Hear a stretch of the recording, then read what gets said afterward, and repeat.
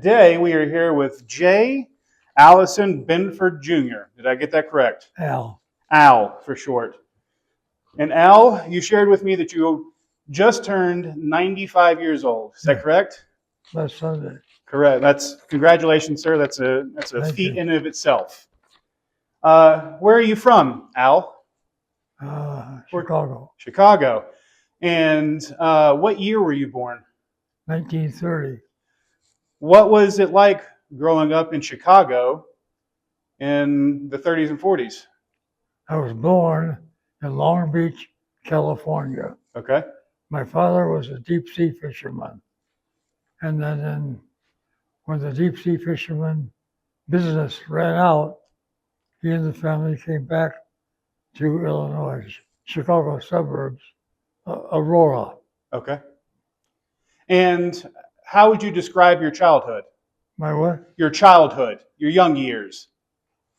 I was young. And what was it like for you? It was okay. My grandfather was a Protestant minister and had just discovered what being president emeritus was like when he was president of Aurora College, which he founded and governed for 10 years, and then they wanted a younger person in there and so on. So anyway, so we came back to Illinois and lived with my grandma and grandpa. And did they do the majority of raising you? It was one of those neighborhoods where everybody knew everybody else, and we were all friendly. But it was before TV and radio, so we used to go out before lunch, after breakfast, before lunch, and we'd come back when the streetlights went on. Okay. And have dinner. So just out and about all day, huh? Yeah. Okay, that's great. Do you have any vivid memories of growing up that stick with you? I have many. I have a strange odyssey getting to here. Rumor has it that Charles Percy, who was the head of Bell and Howell at the time, was appointed to be Chancellor of Yale in New Haven, Connecticut. And in 1948, I started out at the University of Chicago. I graduated from West Aurora High School at 1948, went to Chicago in the fall, and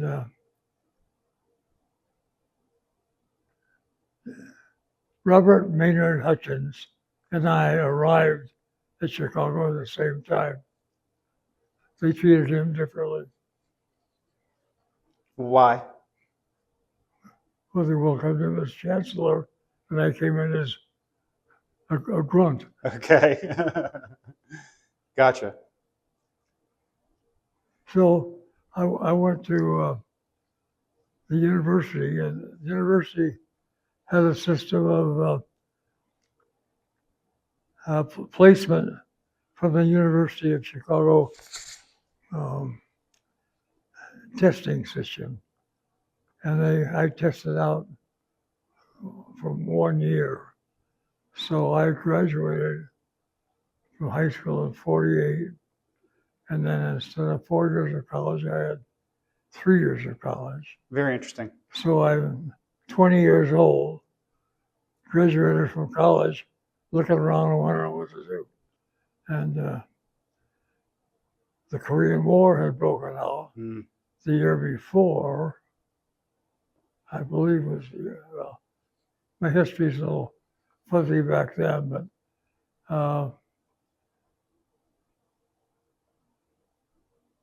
I decided to Well, there was Army, Navy, Marine Corps, Air Force, Right.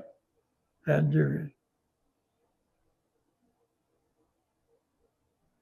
the infantry right away was trained at Fort Leonard Wood in Missouri, which was a tough 16-week basic. Mm. They take 16-week basic and off to Korea to be infantry. And I wanted to avoid that. And some of my friends did also. So avoiding it was to join the Marines, join the Air Force, join all the other options rather than being drafted. So rather than being drafted, I enlisted or volunteered for the draft. And I think July 1st or something. I'm not sure, but no. Anyway, I'm a college graduate, 20 years old. What do I know? Everything. And went in the service. And I'm from a little town in Chicago. We all got together, all 12 or 15 of us, at St. Charles in Illinois. They take us into Chicago. We go through the Chicago Processing Center, where it was a rather interesting experience. It was a turn your head and cough, kind of physical. And it turned out, and I found out later from friends of mine, Charlie Essig being an example of it, who was the captain of our basketball team and led the team to heights that we had never achieved before. So I graduated from college, went in the service, and they took us to that Army Processing Center where here's 400 guys standing around with nothing on, trying to look nonchalant. Yeah. Not very successfully. Yeah. So then we went up to Fort Sheridan, and they gave us ill-fitting clothes and stuff that other Army guys didn't want to wear. Sent us down to Georgia, to Camp Gordon, Georgia, which is outside of the town where they hold the Masters, Augusta. Okay. Suburban Augusta. So we went through basic training, came back at Christmas when basic was over, went back down and went to 8 weeks of school of how to run a message center. If you ever wanted to really know that, you could get it. And we all knew how to run a message center when it was over. But then they were deciding how to assign us from there. So they had some, they wanted us to be cryptographers. Okay. Which was the 4805 master, MOS, Military Occupational Service. Okay. And to become one, you had to get a clearance. So we all would go back down to Camp Gordon and watch the world go by until our clearances came in. And when I came back when it was over, friends of mine said, we thought they were looking for you as a fugitive. So, but it was interviewing people to contribute to my clearance. So I had a top secret clearance, was sent to another school, sent to the cryptography school. And then when I graduated from the cryptography school, I was assigned to, I think it was Camp Gordon, but I'm not sure. But well, I've always said that after I got out of college and went in the service, I served overseas all the time. Georgia, Texas, and Japan. Wow. So my first job was in, you're supposed to laugh. Okay. Georgia was my first assignment, Texas my second, Japan the third, and then they sent me back to Texas, and then assigned me back to Japan, and I went to Korea. So I spent the last year of my hitch in Korea. Wow. But it was strange because the mantra of the Army at the time was the same as the Marines. Everyone's an infantryman. So I had an M15 carbine and a 45 pistol, which was standard garb for cryptographers, which really set us apart from people, which annoyed the hell out of them and made for going through the Army a little more difficult than it might have been. So Gotcha. I was assigned to Camp Gordon, I guess, and taught at Camp Gordon. Then was sent to Texas, and I taught at Texas. Then I was sent to Japan, and I was in Japan teaching infantry soldiers who were about to go to Korea and get killed about how to run a message center, which is, it's typical of the Army in their thinking. Sure. And it's in large groups of things and so on. So the Army decided they wanted to train me to be a cryptographer and come back and work in the States. So I came back from Japan to Texas and got trained additionally, and then assigned to, don't remember which one it was, but anyway, I ended up at Fort Hood. That was after I went back to Korea, and I worked as a cryptographer in Korea. And then, interestingly, one of the doctors here keeps telling me that he was in the Korean War also, but on the other side. Well, that is interesting. Yeah. So he still kids me, and yesterday was the 11th, Armed Forces Day. So Yes, sir. he kids me about that, and so we went through the Korean War together, but on different sides. So, Sure. And imagine a lot of different experiences. So it was interesting. I went in the service on October 1st. No. Well, anyway, and the troops came through on June 27th, 1953. And I was teaching that day, teaching infantrymen how to run a message center, Right. which was very necessary for the war effort. But we taught them things they needed to know. And it was funny that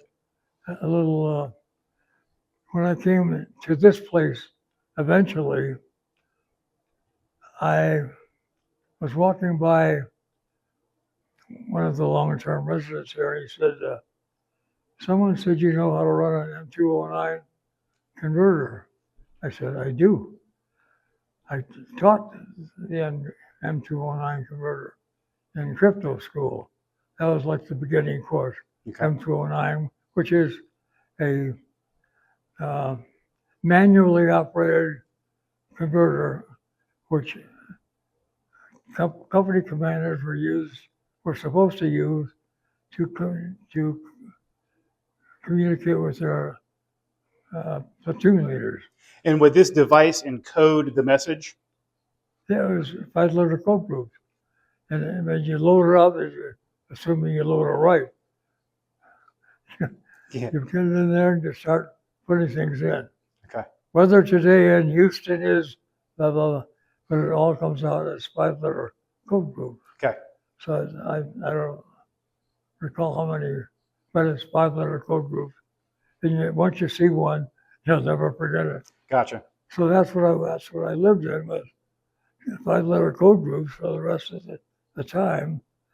And they brought me back to teach again. So they brought me back to Texas, and I taught at Fort Hood. I taught military communications. Okay. And as the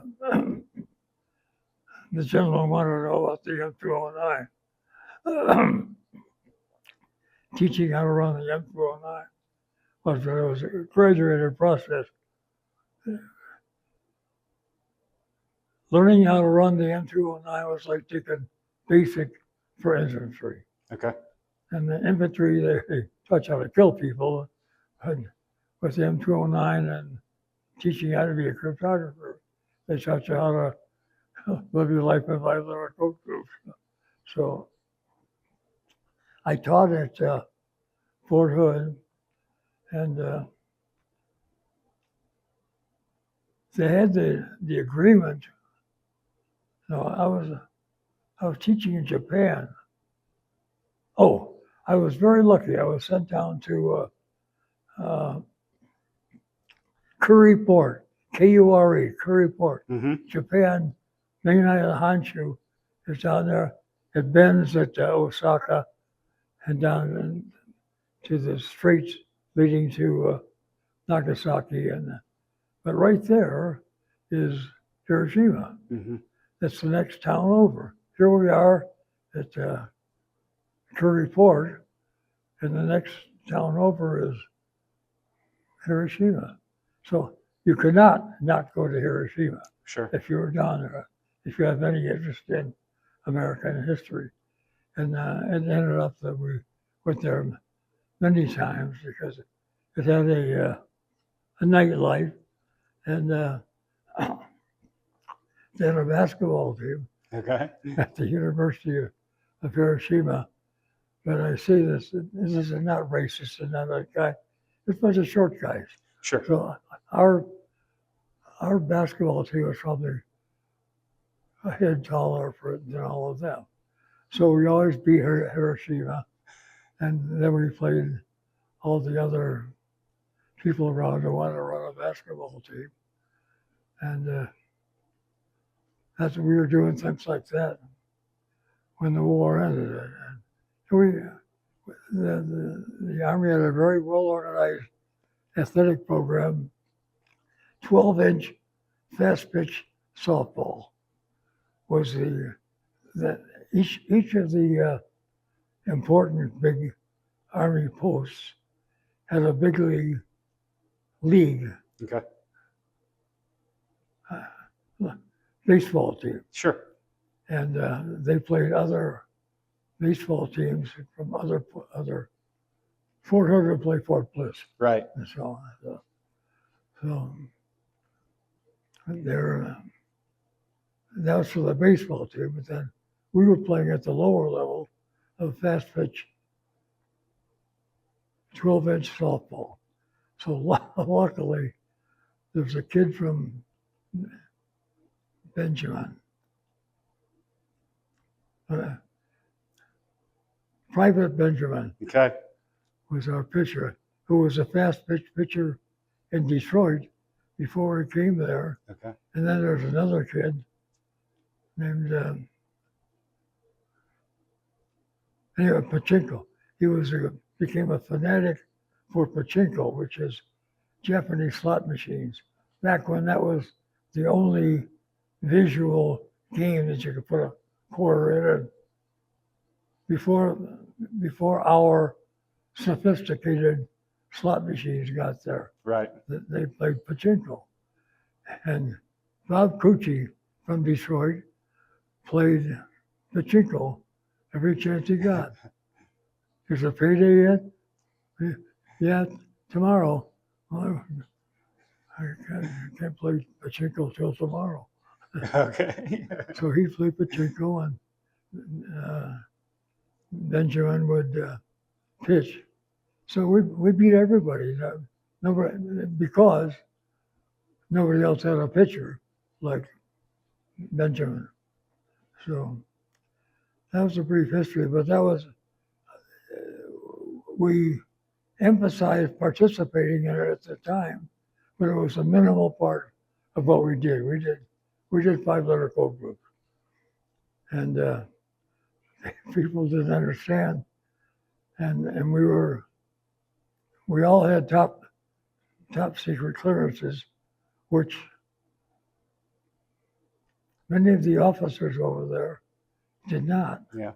have clearances because there was not a need for them to have them. But when they went from field grade officer, which would be like first lieutenant, captain, major, colonel, lieutenant colonel, colonel, first star general, 1-star general. So they would go up through the ranks or so on. But I don't know what that has to do with the story I'm telling you, but It's all interesting. Thank you for Yeah. sharing. so but anyway, we played everybody, and in fact, I was in Japan and I was teaching at the time with 5-letter code groups, and the war ended like at 2:15 in the afternoon, and I was teaching a class, and I was like halfway through at 2:15, and they had the piece. They come from 25th, 34th parallel. Okay. That was with us, and they said, "War's over, go home." And they didn't care as long as the war was over. Just get these guys out of here, and they did. They were remarkably efficient at getting all of us top secret clearance bearers back to the States. And it was, there were some interesting things that happened. That we went to Yokohama, back to take their fast rail from where we were up to Tokyo, out onto Yokohama port, and get on one of 5 troop ships that were there lined up, ready to take 1,000 of your closest friends back to America as fast as they could. So we're loading up, and we're on. I mean, it's an exhausting, annoying procedure. Talk about being in lines and waiting. So we finally loaded up on our boat. I think we were on boat number 3, maybe 4, and we're all out on the stern watching, waiting for all 5 boats to get loaded up so we can all leave at the same time. For some reason, that's what the Army wanted. And we're on the stern watching, and there's a guy on the dock with lifting up pallets of our records, and straight from the college, from the shore into the hold of number 1. Into the hold of number 1. Gotcha. Into the hold of number 1. Into the hold of number 1. And at about the 10th passage, he came in low and crashed into the stern of the first ship. And here's 2 pallets full of records, Yokohama Bay. Ooh. So, and we're all looking at that. So we should be looking for the records someday. Ha ha ha. But it was the way things unfolded in the military. There were things you could predict and things you couldn't. But anyway, so we had a very nice warm weather trip across the Pacific from Tokyo to Yokohama to San Francisco. And I will tell you, if you want a hair-raising experience, come home from a war. on a troop ship with 1,000 of your closest friends. Steam under the Golden Gate Bridge, 9:30 in the morning, into the morning sunshine, Tokyo or San Francisco Bay. And man, I'll tell you, you can't see enough. And then you dock, and they let us off. And then there was, well, they got us on planes to get closer to where we lived. I was on a plane, a DC-3, that afternoon, I think. Anyway, we flew from San Francisco to Cheyenne. Cheyenne took a right down the Front Range, coming down to Fort Bragg. Fort Bragg? What's the one down? Fort Bragg must be. Yeah. Are you talking about Lowry? No, I'm talking about the Army post Okay. south of Colorado Springs. I can't. Anyway, they sent us there. And the first officer says, we want to get you out as fast as we can, Private Benford. And but we can't somehow seem to find your records. Do you have any idea? I said, I know where they are. My records, and that of 1,000, 2,000, 3,000 other people are in Yokohama Bay. You want to go look? No, I think I'll pass on that. So. But it was just one of those things. But the Army, again, in sufficiency, got backup records from the record place in St. Louis. Mm. And they got them out to us, and we got out. Well, the war ended July 27th, 1953.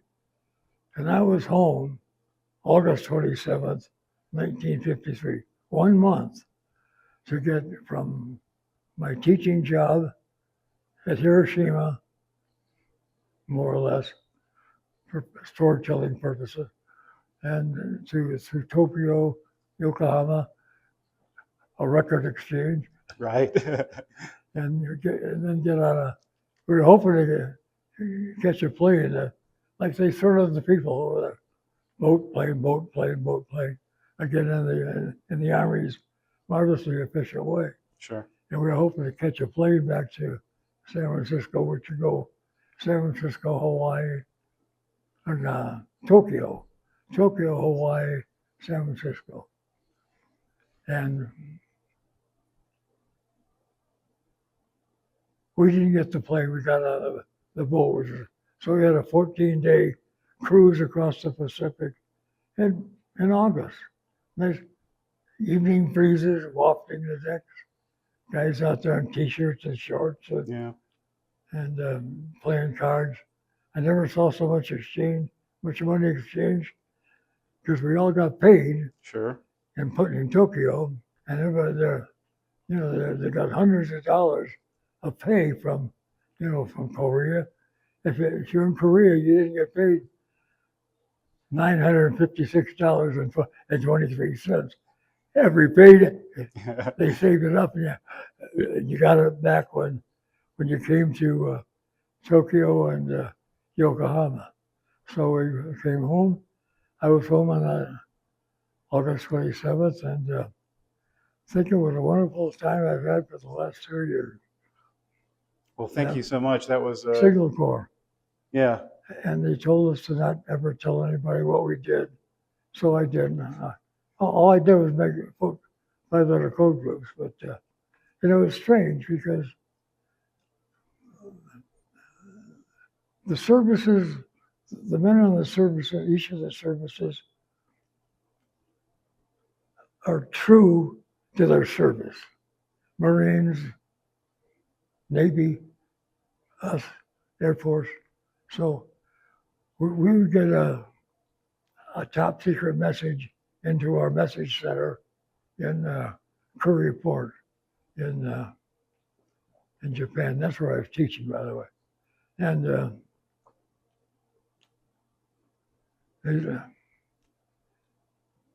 they tried to get I'm trying to think of, they tried to get the message changed as fast as they could, but that's what caused the haste, I think, from getting the records from the dock onto the end of the hull of the ship. Gotcha. That one ship had 2 pallets of records missing, which we all knew where it was. So when I came back to the Midwest, down here to Fort Bragg, I said, can't seem to find your records. I happen to know where they are. And we all had a laugh about it, but we marveled at the efficiency of the Army in getting our records to where they needed to be. Sure. To effectively get us out as fast as they could. Right. And that happened in a month. It's incredible. A month. I'm teaching in Curry, Japan. The war ends on Thursday afternoon, and Tuesday I'm sailing Floating in the Pacific. the Pacific, warm breezes. Well, so That's incredible. We didn't go to Hawaii. It was a straight shot from Tokyo to San Francisco, which was an experience in its own right. Yeah. So back then, that was San Francisco in 1953, and Berkeley, and all those Right. things. The beginning of several movements in our society that were just natural outcomes. And part of them was the fact that the Army, all the services were unleashing thousands of guys back into the civilian society. Right. Because they'd done what they needed to do. Go fight a war and win. Come back home and get out. So we did. So I painted our house but in Aurora, Illinois, and then went to school at the University of Chicago. Went back as a graduate student and used the marvelous deal called the GI Bill. GI Bill was just a gift from America to us GIs who wanted to use it. That's great. And I went through graduate school at Chicago on the GI Bill. And what did you get your degree in? I'm one master's degree thesis, and I believe 2 courses short of a master's degree. And what would that have been in? Master's in English. English? Literature. Okay. Well, creative writing and so on. And it was, I didn't have the impression that I was going to get out of a creative writing course in Chicago and go to work for GM. And, I didn't think in those terms. And when I went back last time, I saw a friend of mine, Pete Palmer, who ended up being the head of ATM, the computer group is IBM. IBM. IBM. Yeah, sorry, Pete, IBM. But he was over in Japan at one time. When I was there, he was the international leader of IBM. Very interesting. And testament to the fine education provided by West Aurora High School in Aurora, Illinois. That's incredible. That's incredible. And I say that jokingly, but the people who got to those points were literate. Right. And they didn't need further education. In fact, that's part of what I did when I was in the service was teach basic English to these guys. What do they have? They're going out to get shot at. Oh. And I mean, it was unspoken, but that was the deal. Like we used to say when we were trying to get out of the draft or, become a Marine or Air Force or Navy or whatever, and not have to go through that was, well, don't go through it. Fair enough. So that's the story of my life. We have one last question for you. Do you have any advice that you would like to share with people that you've gained over your many years? What would you say to your younger self? What advice would you give to your younger self? When I went in the service, my contemporaries at America's Finest High School, Western Aurora High School, in Aurora, Illinois, were trying to get to Canada. Many of them were. You get to Canada, they can't draft you. So they're trying to get to avoid the drafts and not have to serve, not have to go to Fort Leonard Wood, do 16 weeks of infantry training, come home for 2 weeks of leave, and go and get shot at in Korea. And that's what happened. It was not a pleasant experience, so you try to avoid it. Sure. Several of my friends went through Leonard Wood, and so a friend of mine kept going. He kept trying to avoid going to Korea as an infantry lieutenant. He went through OCS, and now he's out of OCS. They're going to send him to Korea as an infantry lieutenant, where your lifespan is about 20 minutes. And so they used to say that. Well, I hope it's not me, because somebody's going to get the 20-minute shot, Right. but I hope it's not me. But they go. He was down at Fort Benning, getting out of OCS, Officer Training School, and not wanting to go to Korea as an infantry lieutenant. So he volunteered for the airborne. So he gets sent. There are two major airborne bases and traditions: 82nd Airborne and at Fort Bragg, just in South Carolina, and 101st Airborne in Fort Campbell, Kentucky. And he was assigned to Fort Campbell. Mm. He was assigned to Fort Campbell as an instructor. And I said, "What do you want me to teach?" He said, "Jumping out of airplanes." So that's what he did. He probably made 50 jumps, 100 jumps, whatever. I came back home.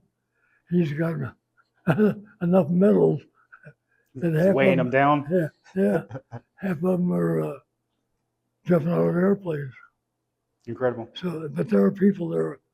The interesting thing is, as we talked about yesterday, was when you get the call, you answer it, and millions of us got the call and answered, and I was not interested in going to Canada or the Marines or Navy or Air Force. I did what I could to serve, do my time, and get out as quickly as I could, which happened. And the North Koreans and us came to that decision to end the Korean War on July 27th of 53. And my life was inexorably changed because of being in the service and loving all those 5-letter code groups. But it just was, I look back and think, what would it have been if I hadn't gone through all those things? In fact, my buddy who went to jump school said, "Go to jump school. What's that good for?" I said, "Jumping out of airplanes." I said, "Why do I want that?" "You don't go to Korea."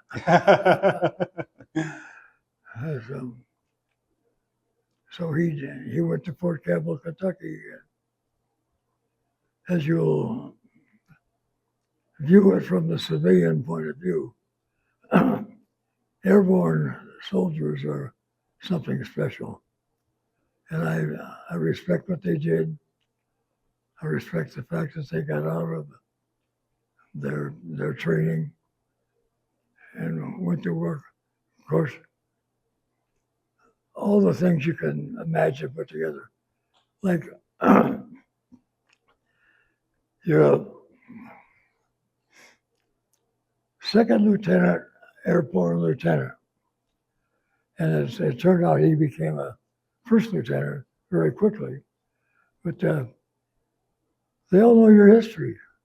They all know why you're there. Yeah. You're here because you didn't want to go to Korea.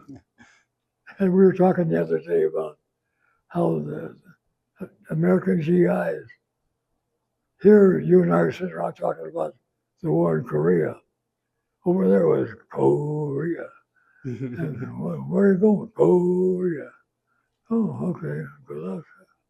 So it's the same thing for Europe posts and so on. And some of them had the wonderful pleasure of serving under Dwight Eisenhower. And as it turned out, I luckily I was on leave in the fall of 1992, whatever it was, whatever the date was that lined up with that election. Okay. So I got to tag along with the Eisenhower campaign. Wow. And Eisenhower got elected by going through America like that. So I saw him the other day doing that, going through America, pointing at people like that. So I started doing it here to the bewilderment of some and the joy and pleasure of others. But Yeah, well, you have to be of a certain age to remember that. yeah, and I like Ike. I like Ike. I have the button. You do. Yeah, it says I like Ike. I was well, it doesn't matter politically, but I like Ike. Yeah, it's more just a historical thing for me, but yeah, totally. Well, sir, thank you so much for sharing your stories. And it seems like you lived an interesting and full life. I am. And we appreciate you sharing some of that with us today. Thanks for the time. Thank you for your service, sir. Thank you.